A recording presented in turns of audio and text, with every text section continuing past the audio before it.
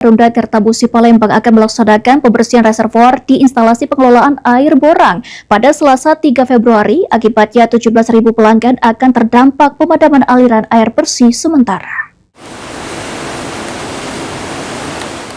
Pihak Perumda Tirtabusi Palembang akan melaksanakan pembersihan reservoir di instalasi pengelolaan air IPA Borang pada Selasa 3 Februari 2026. Akibatnya belasan ribu pelanggan akan terdampak pemadaman aliran air bersih sementara.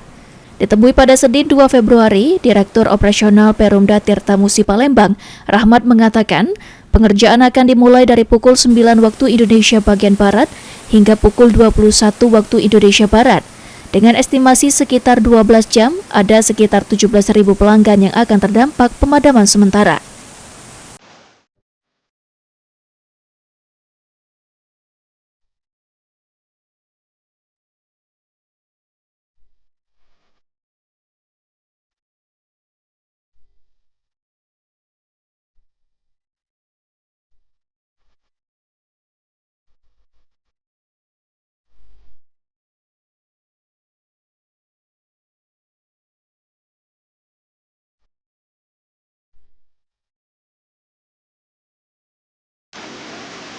Menurut Rahmat, pengerjaan diperkirakan akan selesai pada pukul 21 waktu Indonesia Barat dan proses normalisasi untuk wilayah terjauh sekitar 1 kali 24 jam.